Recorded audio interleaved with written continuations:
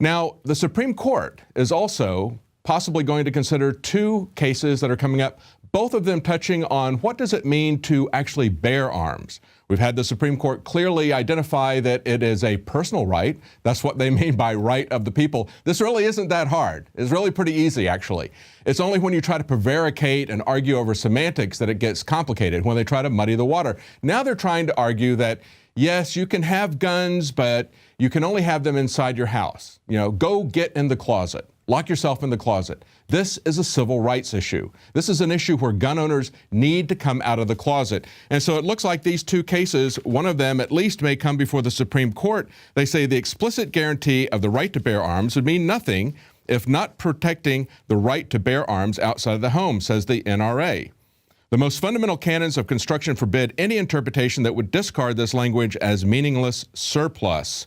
And then they point out in this Wall Street Journal article that the federal government wants the Supreme Court to take a pass. That's right. We don't want to actually look at this too carefully because it is so blazingly obvious what it means. And if they look at it carefully, they might also then start to look at what infringe means. And they might actually start to roll back some of these things like the New York SAFE Act that were just put in, which is an obvious infringement. That also is going to go to a court challenge this year.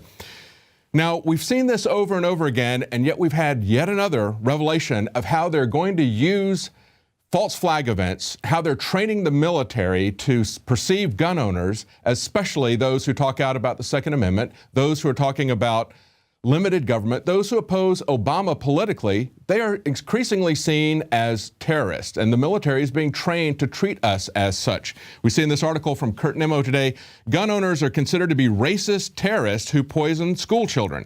Now, he points out last January, we pointed out that they were having a safety exercise in Portsmouth, Ohio. We reported on it, and we knew at the time that it was going to be a premise of individuals who are disgruntled over the government's interpretation of the Second Amendment.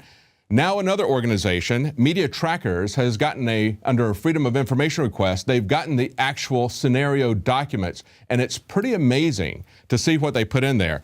As Kurt Nimmo points out, on the chalkboard, this is a teacher who was a terrorist who was cooking up ricin and mustard gas, and on the chalkboard they found, as well as the tables, there were several statements about protecting gun rights and Second Amendment rights. Yes, and at the time it was happening, look at how the local media reported this. They said, although this is a make-believe scenario, it's timely. Two school employees disgruntled over the government's interpretation of the Second Amendment plot to use chemical, biological, and radiological agents against members of the local community. Now, it's interesting that Media Trackers contacted Ohio National Guard, talked to the communications director there, and he suggested that they were inferring something that wasn't in the documents instead of talking about what was actually in the report. So they read him excerpts from the report and asked him why it wasn't relevant, that conservatives would feel unduly targeted by their scenario. And he just said, okay, I'm going to stop you right there. Have a good day. Now, these are the documents, the FOIA request documents. And inside the documents, they actually put in a CNN article, just so the National Guard would understand politically where these horrible guys are coming from. Now, the CNN article that they put in, why the NRA won't talk gun control with Obama, and this is from 2011.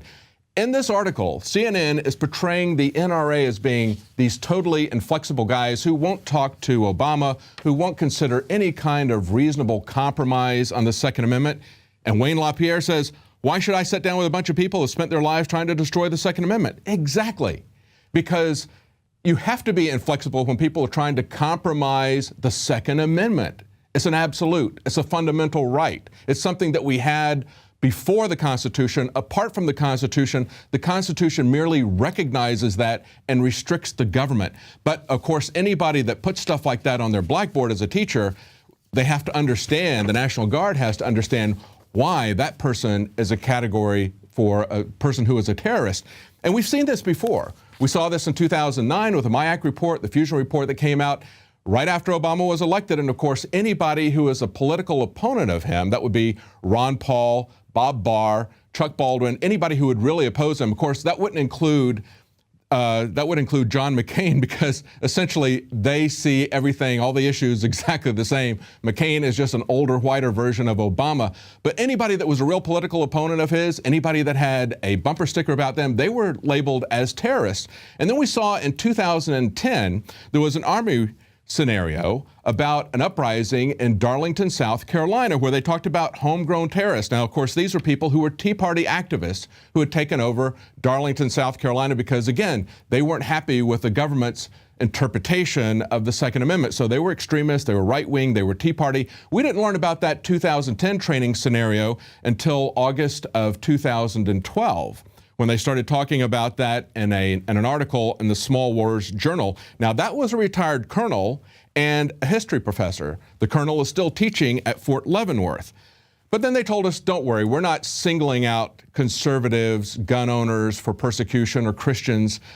It was just a few months after that that they had this training scenario in January of last year, which we're now just getting the full FOIA request on. But again, in the meantime, just this last December, we had someone who was a history professor at West Point, at the U.S. Military Academy for the Army, teaching history. And he wrote an article in Esquire, if you'll remember, where he talked about how he was going to pry from your cold, dead fingers your firearms. He says, I hope that you're already dead, because we're going to win the information war. We're going to train people. We're going to rewrite history for them, essentially, so that through education, we can take away anybody's right to own guns and say that that's simply a right of the state, a right not of the people. That was the whole thrust of his article. That is what the Army is training on. That's what they're training the police about. That's why we're concerned when we see a shoot up of a transmission station, electrical transmission station, that is very carefully executed, very professionally done, but very carefully and limited way.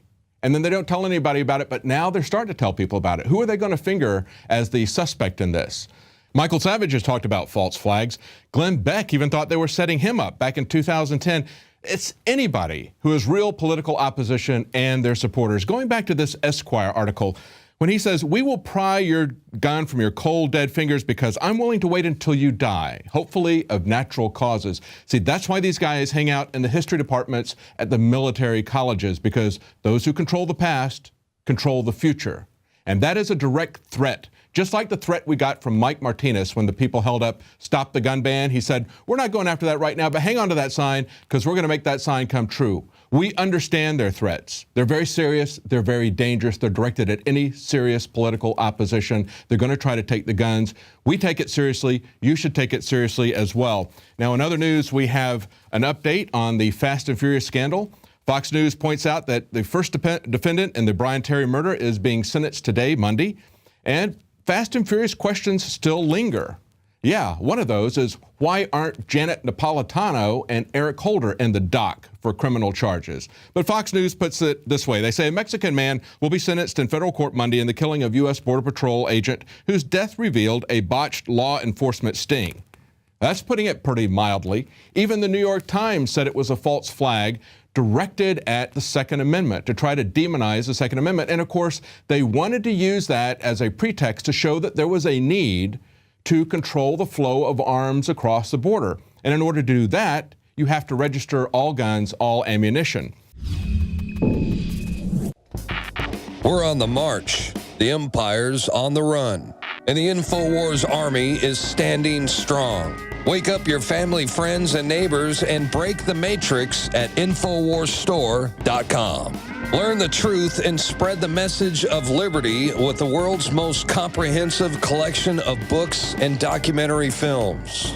Maintain a healthy metabolism and energize your body to perform at peak health with Survival Shield Nascent Iodine.